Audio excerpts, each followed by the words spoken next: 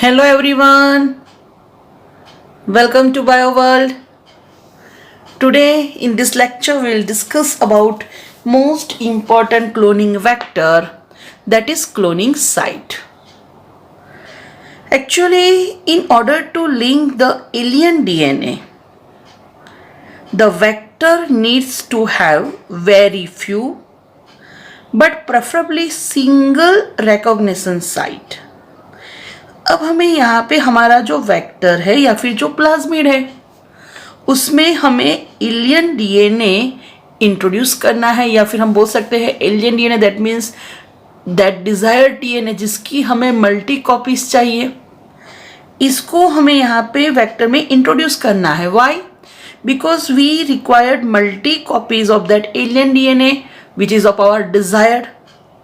तो alien DNA को vector में इंट्रोड्यूस करने के लिए there must be single recognition site, मतलब कि वो ऐसी साइट है जहाँ पे रेस्ट्रिक्शन एंजाइम काम करते हैं, क्योंकि वही एक साइट होगी जहाँ से रेस्ट्रिक्शन एंजाइम डीएनए को कट करेंगे और वही साइट पे हम हमारा जो डिज़ायर डीएनए है या फिर जो एलियन डीएनए है वहाँ पे हम उसको इंट्रोड्यूस करेंगे. समझ में आया? Okay.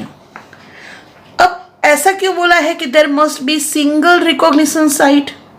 Because presence of more than one recognition site within the vector will generate several fragments. अब जैसे बहुत सारे देखो, जैसे यहाँ पे आप देख सकते हो कि रिकॉग्निशन साइट यहाँ पे एक ही जगह पे कट किया है, तो क्या है कि यहाँ पे हमने हमारा फॉरेन डीएनए इंट्रोड्यूस किया. अब समझ लो कि वैसे ही वेक्टर में बहुत सारी जगह पे ऐसे फ्रेगमेंट हो, right? So presence of more than one recognition site within the vector will generate several fragment.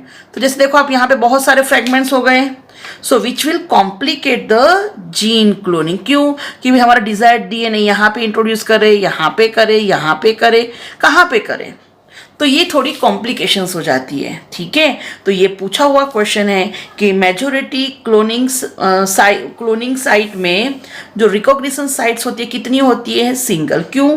Because if they are more then it will complicate the gene cloning. Okay, now the ligation of alien DNA is carried out a restriction site present in one of the two antibiotic resistant gene. अब जैसे हम जो आगे example देखने जा रहे हैं तो वहाँ पे दो सिलेक्टेबल मार्कर है, मतलब कि दो एंटीबायोटिक रेजिस्टेंट जीन्स हैं. एक है जो सिलेक्टेबल मार्कर जहाँ पे MPR मतलब कि एम्फिसिलिन रेजिस्टेंट है, और दूसरी है TET-R टेट्रासाइक्लिन रेजिस्टेंट, राइट? तो हम जो एग्जांपल देखने जा रहे हैं वहाँ पे एंटीबायोटिक मतलब कि resistant site which act as a selectable marker दो है, एक एम्फिसिलिन और दूसरा टेट्रासाइक्लिन. तो ये जो दो सिलेक्टेबल मार्कर हैं वहीं पे रेस्ट्रिक्शन साइट होती है, आइदर ऑन दिस साइट और ऑन दिस साइट, और दोनों में से एक ही जगह पे रेस्ट्रिक्शन एंजाइम कट करता है और वहाँ पे हम हमारे एलियन डीएनए को इंट्रोड्यूस करते हैं. ओके, और फिर उसको ज्वाइन करते हैं with the help of ligase. Ligation करना मतलब ज्वाइन करना. We know that function of ligation is done by enzyme ligase, right? Okay, so let's see again the ligation of alien DNA. alien DNA को हम introduce करते हैं, उसको join करते हैं. मैंने अभी बोल दिया with the help of ligase enzyme is carried out at a restriction site. यहाँ पे जो कट होता है, जो रेस्ट्रिक्शन एंजाइम की हेल्प से कट होता है, वो साइट को बोलते हैं रेस्ट्रिक्शन साइट, राइट? ओके, और ये रेस्ट्रिक्शन साइट कहाँ पे है? In one of the two antibiotic resistant gene. देखो हम जो एग्जाम्पल देखने जाने वाले हैं यहाँ पे दो एंटीबायोटिक रेजिस्टेंट साइट है, एम्फिसिलिन एंड टेट्रासाइक्लिन. किसी और में क्लोराम्फेनिकोल भी हो सकता है, कैनामाइसिन भी हो सकता है, बट हम जो एग्जाम्पल देख रहे हैं वहाँ पे दो एंटीबायोटिक रेजिस्टेंट साइट है, एक एम्पिसिलिन रेजिस्टेंट और दूसरा tetracycline resistant. ओके, चलो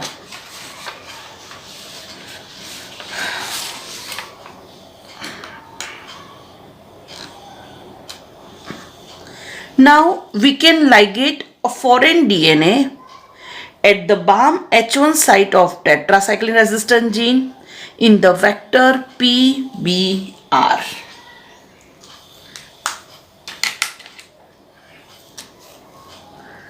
तो हम जिसके बारे में स्टडी कर रहे हैं वो है वेक्टर PBR. ठीक है, तो चलो पहले मैं आपको पूरा वेक्टर से इंट्रोड्यूस करवा दूं.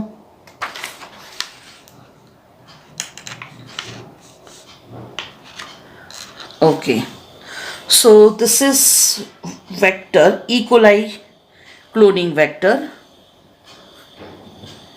E. coli cloning vector PBR 322. ये मोस्ट इम्पोर्टेंट है. ठीक है, ध्यान रखना, बहुत बार पूछते हैं. So PBR, P for plasmid, B for Bolivar, R for Rodriguez. Plasmid, Bolivar, Rodriguez 322, मतलब कि 322 ये सीक्वेंस है जिसमें ये नंबर से ये प्लाज्मिड आइडेंटिफाई हुआ था 322. Okay, so this is PBR 322. अब देखो यहाँ पे सबसे पहले आप देख सकते हो ये है ori site, that is origin of replication. Now this is rock, protein of replication.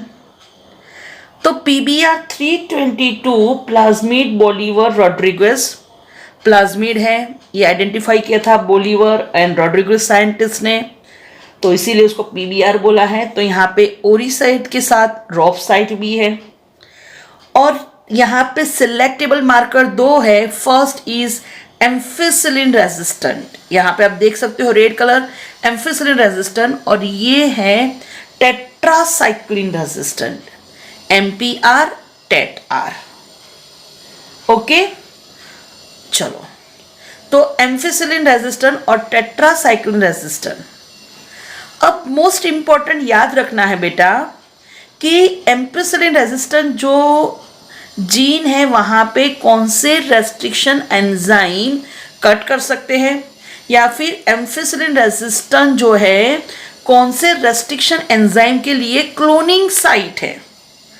तो यहाँ पे 2 एंजाइम वर्क कर सकते हैं, PASTA1 PAU1, PST1 PVU1, जिसको मैं ऐसे याद रखाती हूँ PASTA1 PAU1. ठीक है, तो वैसे ही रोप साइड पे PAU2 PVU2. ठीक है, तो यहाँ पे किसकी क्लोनिंग साइट है, PVUT2. ओके, सबके फुल फॉर्म में बाद में दिखा रही हूँ आपको. ओके, तो ये सबसे पहले समझ में आ गया. Ampicillin resistant, right, it is selectable marker having cloning site for 2 restriction enzyme PASTA1 PAU1. चलो, नॉर्मली ये भी क्लोनिंग साइट है बट सिलेक्टेबल मार्कर नहीं है. अच्छा, यहाँ कौन कौन से रेस्ट्रिक्शन एंजाइम काम कर सकते हैं. इको R1 यहाँ से कट कर सकता है, CLE1 HIND3, Eco Cla Hind. Okay, Eco Cla. और टेट्रासाइक्लिन रेजिस्टेंट की बात करें तो BAM H1 SAL1, BAM H1 SAL1.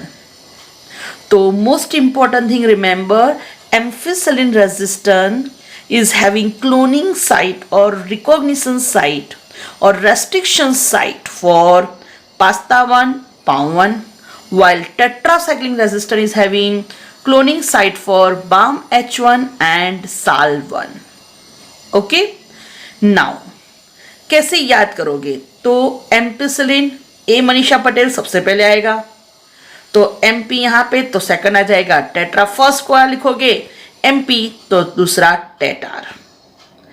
चलो, यहाँ पे PASTA1 PAU1 तो नीचे PAU2, पास्ता 1 पाव 1 नीचे पाव 2।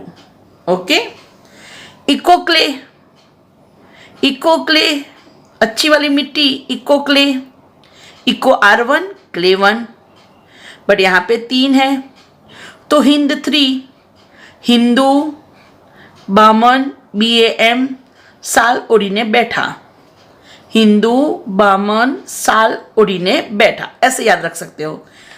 हिंदू ब्राह्मण जो है वो साल पहन के बैठे हैं तो गुजराती में ऐसे बोलते हैं हिंदू बामन साल ओढ़ीने बैठा, हिंद 3 बाम H1 साल 1। Okay, so this is cloning vector PBR 322। चलो अब उसका और डिटेलिंग देख सकते हैं।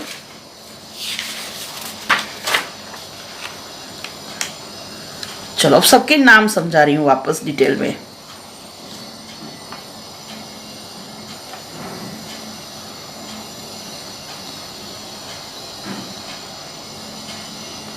ओके, तो चलो ये देखो PBR 322, तो आपको पता ही है P for plasmid, B for Bolivar, R for Rodriguez, right. चलो पास्ता 1 प्रोविडेंसिया स्टुअर्ट टी, बट ये फर्स्ट आइसोलेट हुआ था। PVU पाव 1 that is Proteus vulgaris, Eco R1 Escherichia coli RY13, Cla 1 Caryophanon latum L, Hind 3 Haemophilus influenzae RD, Bam H1 Bacillus amyloliquefaciens H, Sal 1 Streptomyces albus G, and पाव 2 Proteus vulgaris, ये first और ये second. Don't worry, आपको ये full form याद नहीं रखने हैं, but just for your information मैंने ये बताया। पास्ता Providencia stuartii, PVU Proteus vulgaris, Eco Escherichia coli RY13, Cla 1 Caryophanon latum, Hind 3 Haemophilus influenzae, Bam H1 Bacillus amyloliquefaciens, Sal 1 Streptomyces albus, PVU Proteus vulgaris,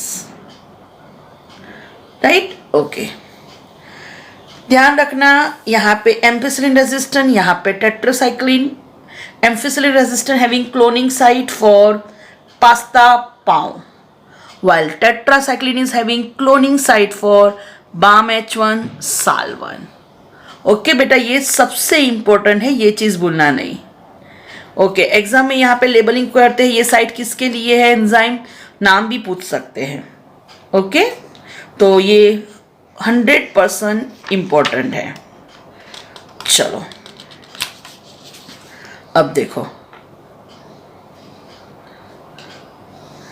okay चलो theory के साथ देख लेते हैं। So we can ligate a foreign DNA at the Bam H1 site. अब देखो, आप देख सकते हो Bam H1 site, that means this one of Bam H1 site किसकी है, टेट्रासाइक्लिन रेजिस्टेंट जीन। कौन से वेक्टर में, PBR 322। सिंपली मैंने अभी बोला कि भाई टेट्रासाइक्लिन रेजिस्टेंट है तो वहां पे 2 क्लोनिंग साइट है, बाम H1 एंड साल 1। अगर मैं एम्फिसिलिन रेजिस्टेंट पूछूं तो आप याद रखोगे पास्ता पाव PST1 PVU 1। ठीक है, ये चीज दिमाग में एकदम फिट होनी चाहिए। एम्फिसिलिन रेजिस्टेंट तो पास्ता पाव, राइट। ए मनीषा मैम पटेल पास्ता खाई पाव खाई, ठीक है।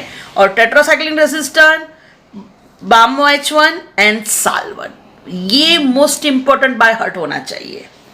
ओके चलो, now the recombinant plasmid will lose the tetracycline resistance due to insertion of foreign DNA। अब देखो ये इंपॉर्टेंट चीज है, समझ लो कि ये अपना प्लाज्मिड है, नॉर्मली ये टेट्रासाइक्लिन रेजिस्टेंट है जीन। यहां पे आप ये कट कर सकते हो ये प्लस पॉइंट, बट बेटा जब आप यहां बाम H1 से कट कर रहे हो फॉरेन डीएनए इंट्रोड्यूस कर रहे हो तो आपका एक फायदा हुआ कि बाम H1 से कट करने के बाद आप यहां पे फॉरेन डीएनए को इंट्रोड्यूस कर रहे हो, but that bacteria will lost tetracycline resistant. जहां से आप कट करोगे वहां पे जो भी एंटीबायोटिक रेजिस्टेंट कैपेसिटी होगी वो लॉस्ट हो जाएगी।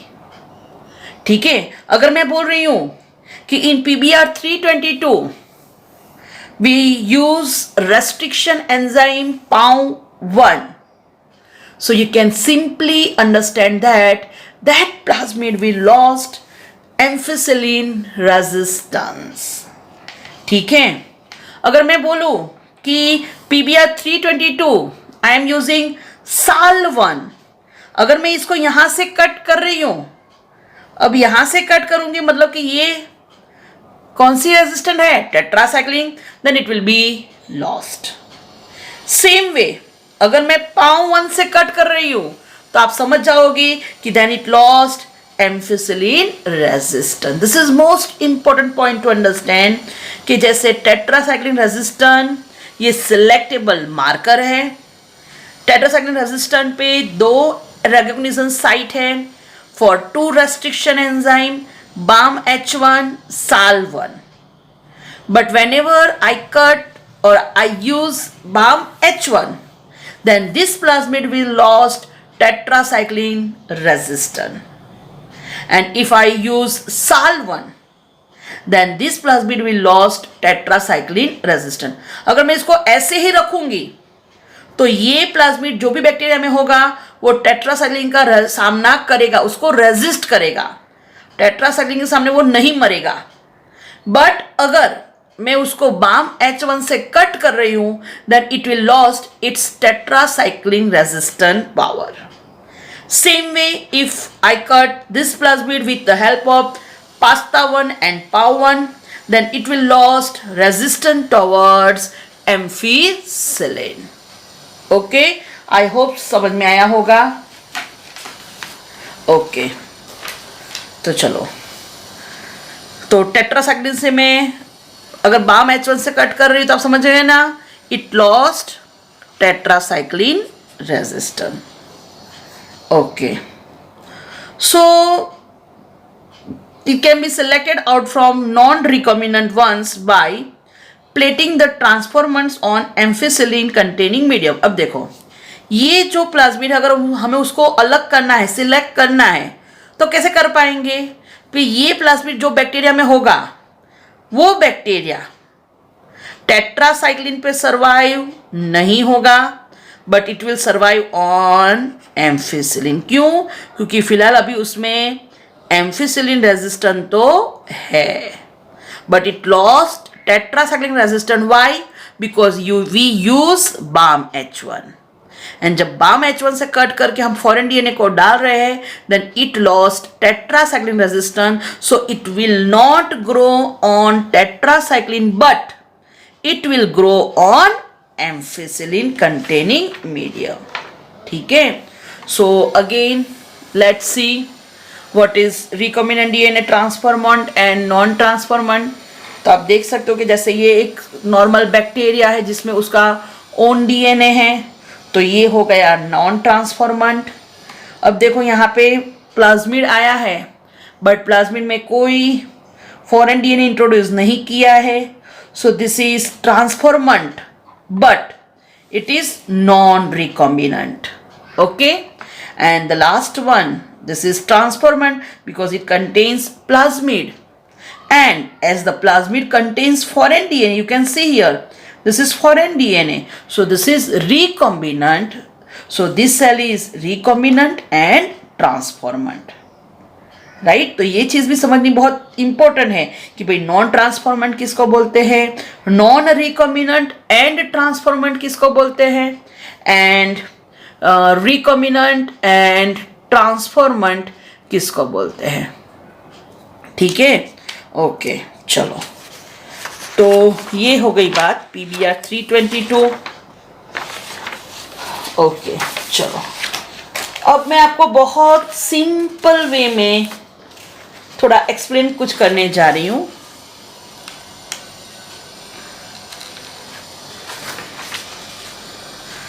समझ लो कि ये अपना नॉर्मल एक सेल है।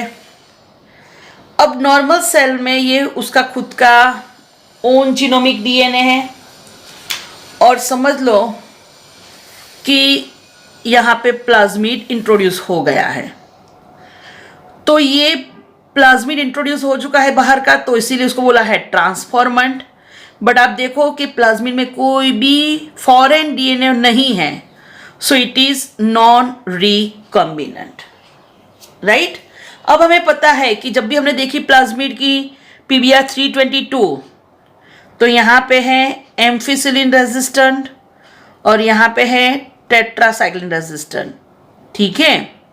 अब देखो यहाँ पे कोई फॉरेन डीएनए नहीं है, that's why we know that this is non recombinant.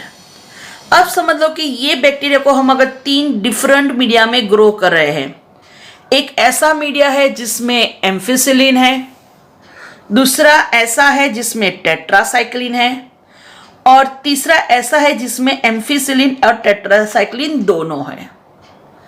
अब देखो बेटा, ये तो नॉन रिकॉम्बिनेंट है, मतलब कि इसको हमने कट ही नहीं किया है, so it's that selectable marker site, that is antibiotic resistant site is active. It will resist towards ampicillin as well as it will resist toward tetracycline. तो ये एम्फिसिलिन मीडिया पे भी ग्रो होगा, क्योंकि एम्फिसिलिन रेजिस्टेंट है तो ampicillin का सामना करेगा और सर्वाइव होगा। It will resist tetracycline also, so it will grow on tetracycline medium also, and it will best grow on ampicillin and tetracycline, because दोनों में से कोई भी एंटीबायोटिक उसको किल नहीं करेगा, because they are having the capacity to resist towards ampicillin as well as tetracycline. Okay, चलो अब दूसरा एग्जांपल। अच्छा, ट्रांसफॉर्मेंट किसको बोलते हैं मैंने आपको समझा दिया कि जिसमें फॉरेन डीएनए और प्लाज्मिड है उसको ट्रांसफॉर्मेंट बोलते हैं, राइट। ओके, तो देखो ये ट्रांसफॉर्मेंट रिकॉम्बिनेंट बोलते हैं उसको।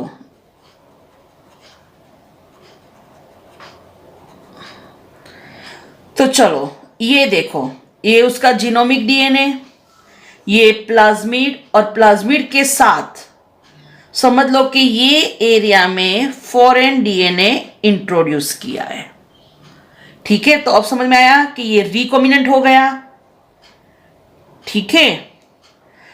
और ये ट्रांसफॉर्मेंट तो है ही क्योंकि प्लाज्मिड दूसरा है।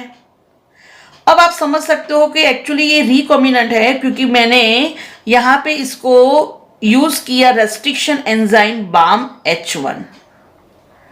अब जब मैंने उसको बाम H1 से कट किया तो आपको पता है कि भाई जहां पे बाम H1 को कट कर रही हूं वहां पे जो सिलेक्टेबल मार्कर है वो कौन सा है, टेट्रासाइक्लिन रेजिस्टेंट। तो आप सिंपली समझ सकते हो कि ये जो बैक्टीरिया है उसका जो PBr 322 है, it lost the resistance toward tetracycline. Why?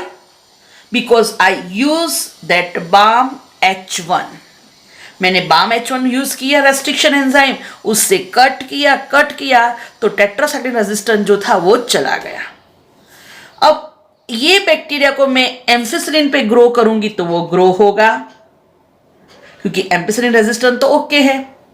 But if I will grow this bacteria on tetracycline containing medium then it will not grow because it lost tetracycline resistance. And if I will grow on ampicillin and tetracycline, again it will not grow because that tetracycline will kill that bacteria because it lost tetracycline resistance because I use restriction enzyme BAM H1. I cut that plasmid with the help of BAM H1. I introduced that foreign DNA and that's why this plasmid lost resistance towards tetracycline because BAM H1 is a cloning site but that selectable marker is tetracycline resistant.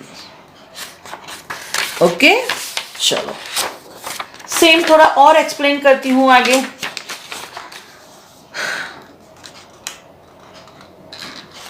तो तो चलो अब मैंने थोड़ा change कर दिया, ये recombinant है, ट्रांसफॉर्मेंट है, बट मैंने यहाँ पे जो रेस्ट्रिक्शन एंजाइम यूज किया that is pasta one that is ampicillin resistant. So now this bacteria will lost resistant towards ampicillin,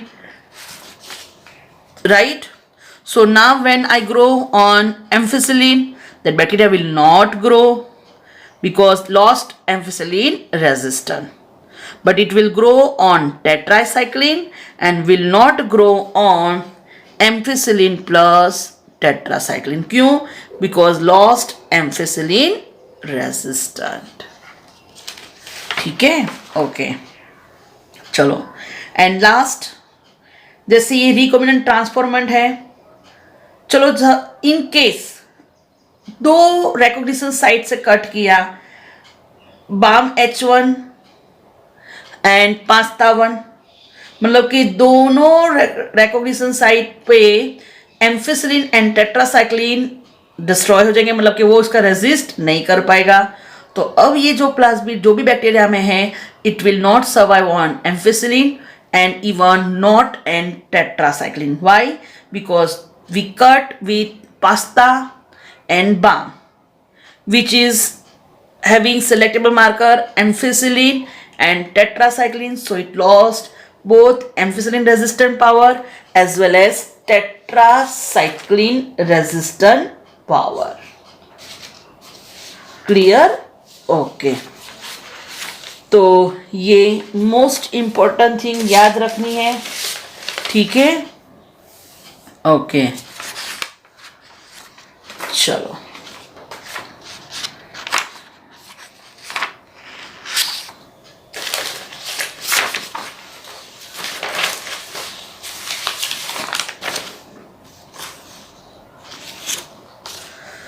तो हमने पहले भी देखा कि भाई जो भी क्लोनिंग साइट है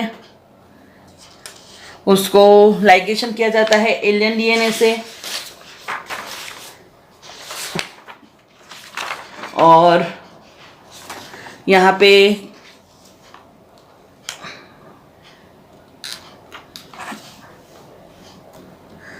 तो पहले ही मैंने आपको बताया कि भाई ये जो एंटीबायोटिक रेजिस्टेंट है, राइट, तो डीएनए अगर मैं उसको बाम H1 से कट कर रही हूँ तो वी नो दैट टेट्रासाइक्लिन पे वो ग्रो नहीं होगा, but it will grow on ampicillin, right. Okay, तो हमें पता है कि भाई it will grow on ampicillin but not on tetracycline containing medium, right.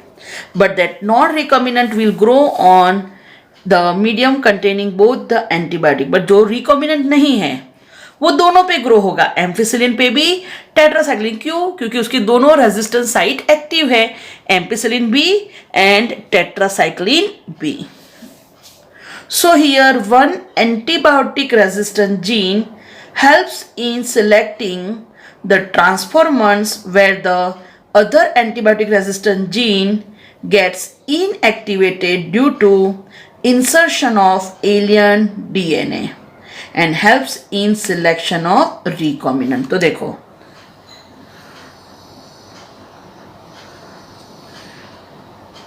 Ampicillin tetracycline, right. तो क्या बोल रहे हैं कि अगर हम टेट्रा से यहाँ बाम H1 से कट कर रहे हैं तो यहाँ पे इसको कट करके हम क्या कर सकते हैं, फॉरेन डीएनए को इंट्रोड्यूस कर सकते हैं.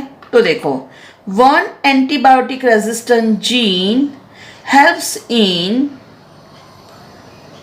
Selection of transformant.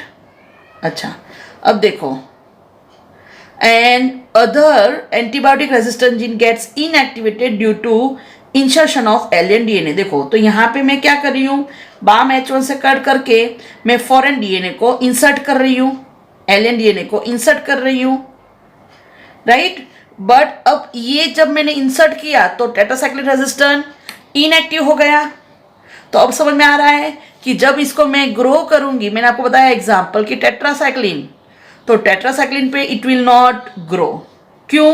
क्योंकि ये तो इनएक्टिव हो गया है, but it will grow on ampicillin medium. क्यों? क्योंकि it is now ampicillin resistant. समझ में आया? तो देखो, टेट्रासाइक्लिन हेल्प करता है का? क्यों? फॉरेन डीएनए को इंसर्ट करने के लिए, और एम्फिसिलिन यूज होता है क्यों? तो सिलेक्शन ऑफ रिकॉम्बिनेंट। क्यों? बिकॉज जो रिकॉम्बिनेंट है वो एम्फिसिलिन पे ग्रो होंगे, they will not grow on tetracycline containing medium.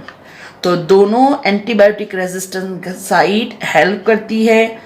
एक बार सिंपली बोल दूं कि एक एंटीबायोटिक रेजिस्टेंट साइट ऐसी है जो फॉरेन डीएनए को इंट्रोड्यूस करने में हेल्प करती है, क्योंकि हम रेस्ट्रिक्शन एंजाइम से उसको कट कर रहे हैं, तो फॉरेन डीएनए इंट्रोड्यूस होता है, बट वो एंटीबायोटिक रेजिस्टेंट कैपेसिटी लॉस्ट हो जाती है। बट एक फायदा हो गया, फॉरेन डीएनए इंट्रोड्यूस हो गया। अब जैसे इसके टेट्रासाइक्लिन रेजिस्टेंट डिस्ट्रॉय हो चुकी है, तो ये टेट्रासाइक्लिन मीडियम पे ग्रो नहीं होगा। तो हमने सारे बैक्टीरिया को रखा, तो टेट्रासाइक्लिन पे जो सर्वाइव है, राइट, वो बैक्टीरिया टेट्रासाइक्लिन जो मतलब कि जो ट्रांसफॉर्मेंट है वो टेट्रासाइक्लिन पे सर्वाइव नहीं होंगे, राइट। बट ये बैक्टीरिया सर्वाइव होंगे किसके ऊपर? एम्फिसिलिन रेजिस्टेंट पे। ठीक है, तो जो एम्फिसिलिन रेजिस्टेंट पे ग्रो हुए हैं दे आर ट्रांसफॉर्मेंट, राइट। तो और वही को बोलेंगे हम रिकॉम्बिनेंट। तो हम ऐसे दो एंटीबायोटिक रेजिस्टेंट जीन की हेल्प से रिकॉम्बिनेंट ट्रांसफॉर्मेंट को आइसोलेट कर सकते हैं। Clear? Okay. First step in cloning a gene is to isolate the DNA from the organism that contains the desired gene. The isolated DNA is purified and then fragmented with a restriction enzyme. Restriction enzymes used in cloning produce staggered cuts in specific sequences in the DNA, generating fragments with cohesive ends. Each fragment has a single-stranded sequence of nucleotides on its ends that is capable of hybridizing with DNA that has been fragmented with the same restriction enzyme. The DNA fragments are then incorporated into plasmids. The type of plasmid used for cloning has a single restriction site, and when cleaved by the restriction enzyme, generates the same cohesive ends that are in the fragments of the DNA to be cloned. The cohesive ends of the plasmid and DNA fragments now line up, and the enzyme, DNA ligase, is used to form phosphodiester bonds. The next step is to incorporate the plasmids into bacterial host cells by transformation. Each cell contains a different segment of DNA from the original organism. Taken together, these cells represent a DNA library. The cells can now be plated out on an agar medium. The colony of cells containing the desired cloned gene can then be identified and isolated.